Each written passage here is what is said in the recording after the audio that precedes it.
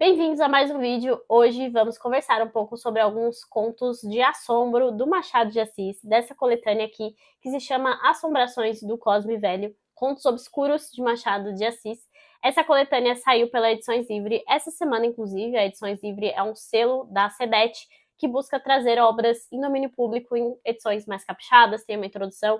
Aqui também tem a tradução de O Corvo, do Edgar Allan Poe, pelo Machado de Assis. Então é uma ediçãozinha assim simples, mas bem feita, bem caprichada. Mas lembrando sempre que todos os contos de Machado de Assis, tudo que ele escreveu, romances, enfim, tudo que tem de Machado tem na internet facinho e gratuito, porque está em domínio público. Então não tem desculpas para não ler Machado. E Machado é o maior escritor da história da literatura brasileira. Eu acho que não tem muita discussão em relação a isso. E eu não sou muito de contos, mas como eu falei já em alguns vídeos aqui desse mês, como é o mês de outubro, o mês do horror, uma coisa mais temática, eu quis ter um contato maior também com esse tipo de literatura.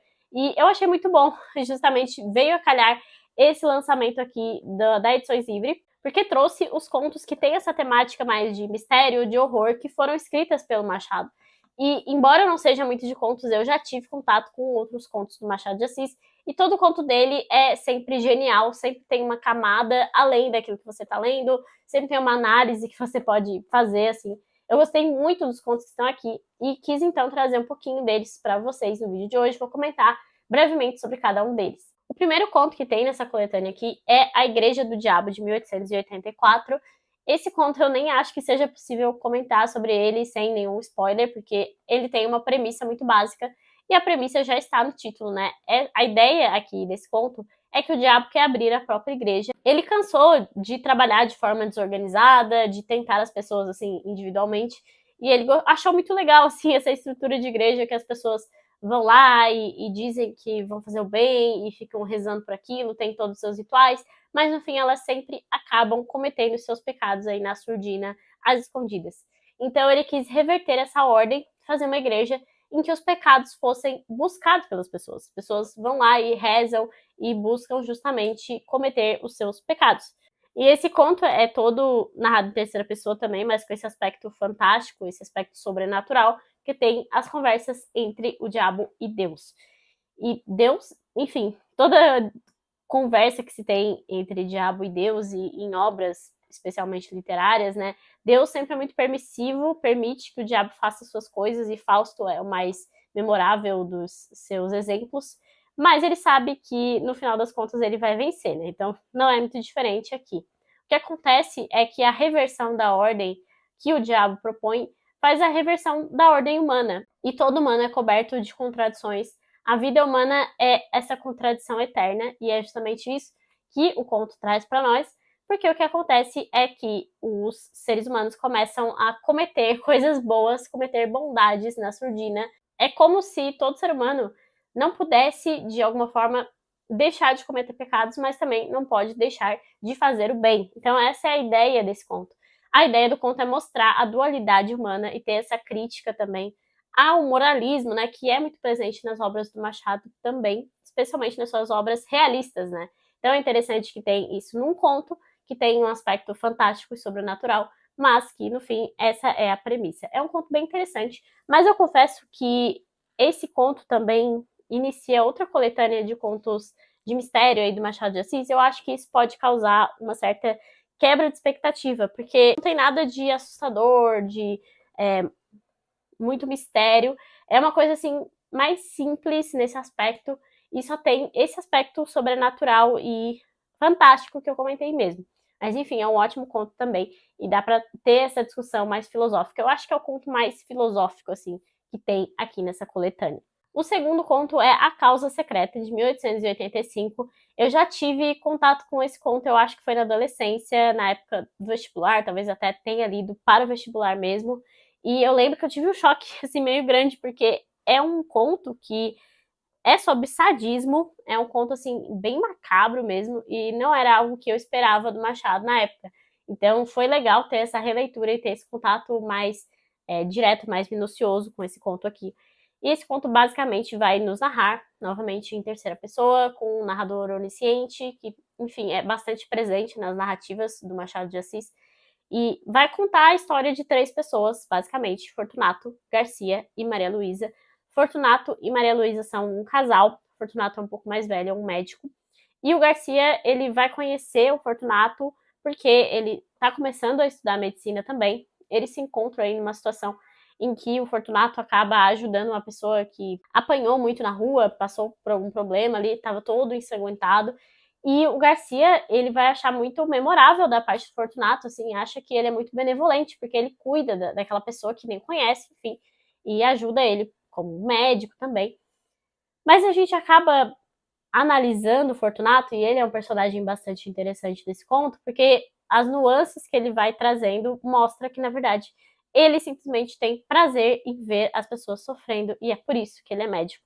Por isso também o nome do conto, né, A Causa Secreta. Nem tem como comentar esses contos sem dar spoiler, né, então espero que vocês não considerem isso um empecilho, porque, enfim, todo conto do Machado de Assis, não importa se você sabe ou não, sempre vai valer a pena a leitura.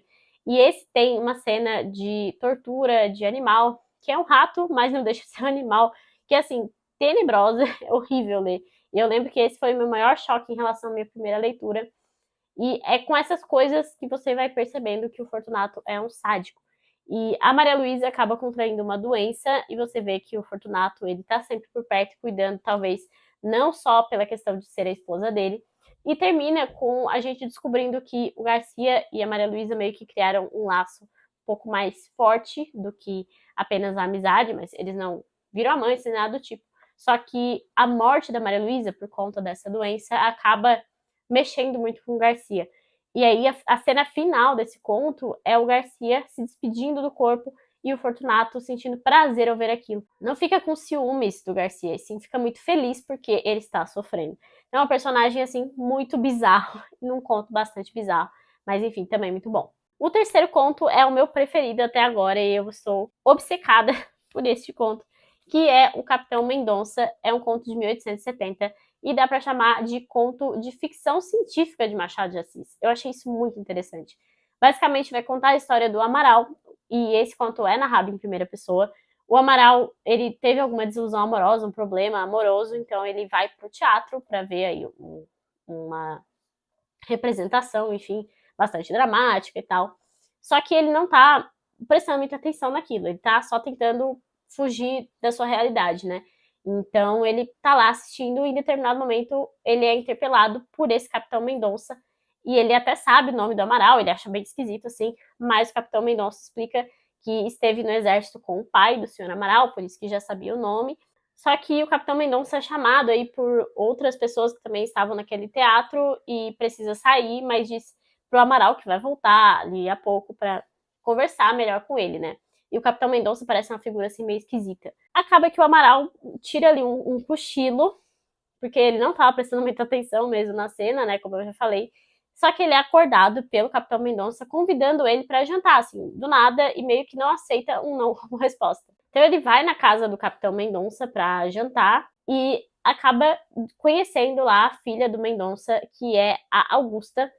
E a Augusta, assim, traz um orgulho muito grande pro Capitão Mendonça, de uma forma até meio esquisita, assim.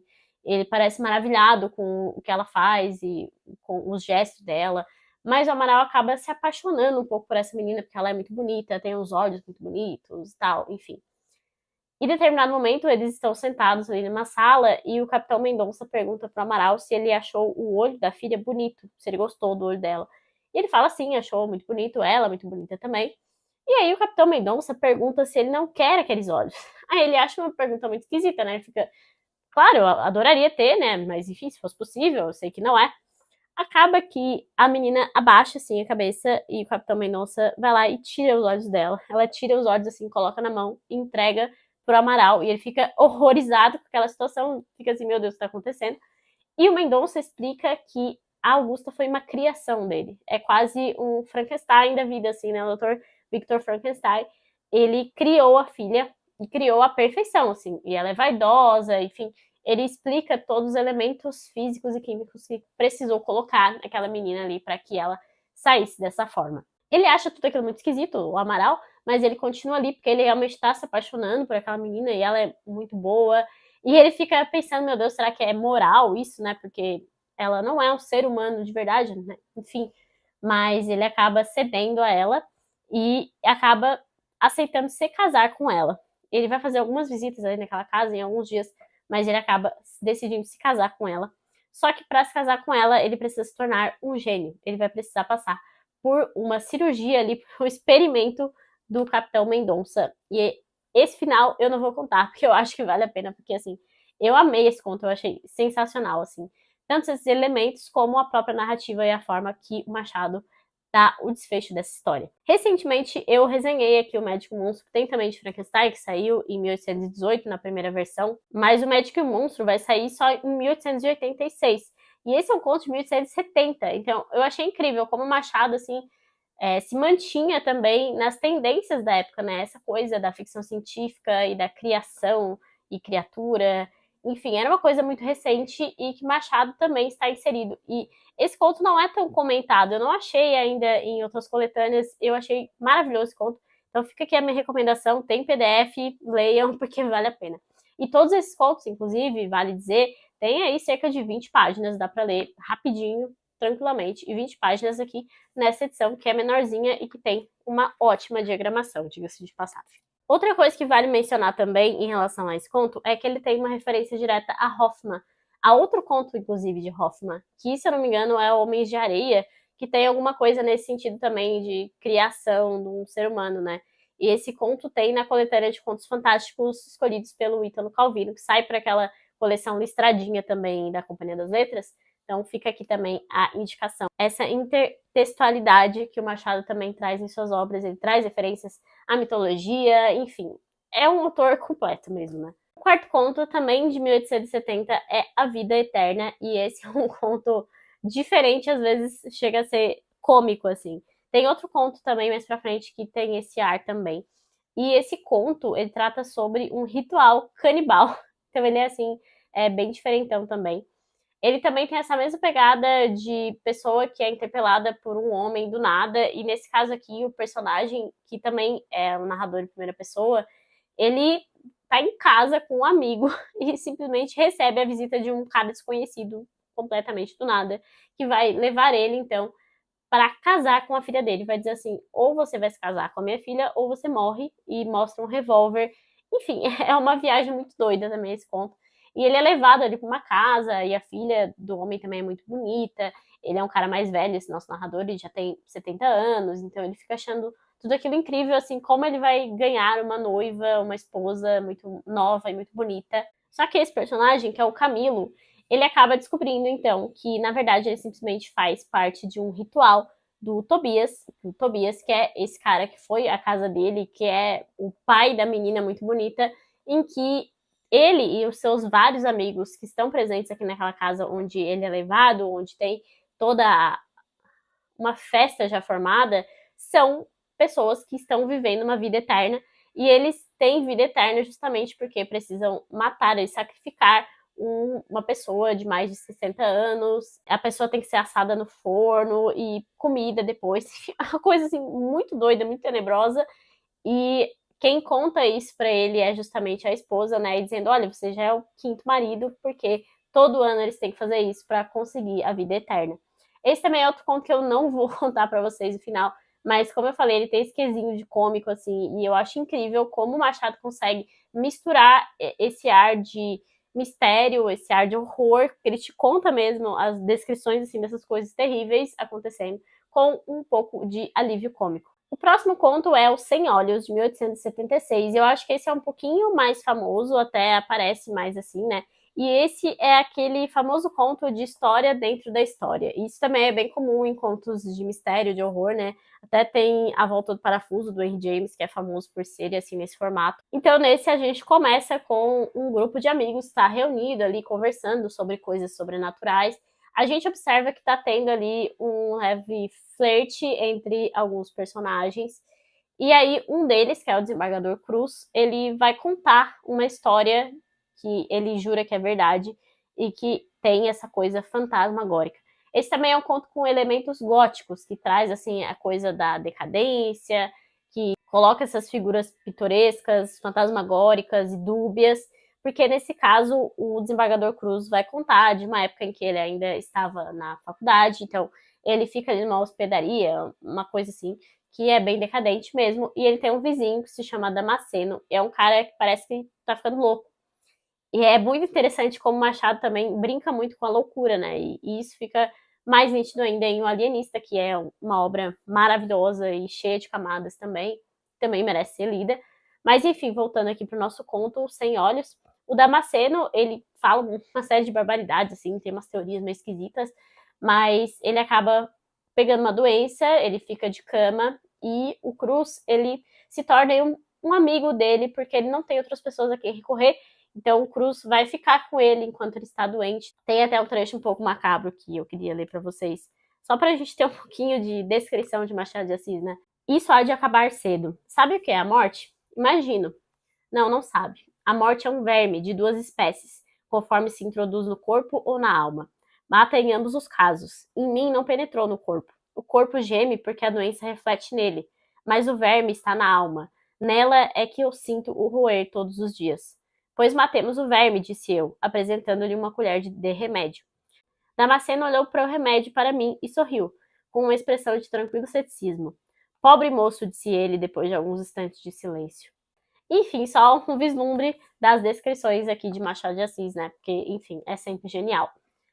Mas, enfim, o Damasceno vai contar ali no seu leito de morte pro Cruz que ele ficou assim, né, desse jeito e sem amigos, porque em determinado momento ele se apaixonou por uma moça e essa moça era casada com um cara que era muito ciumento, assim.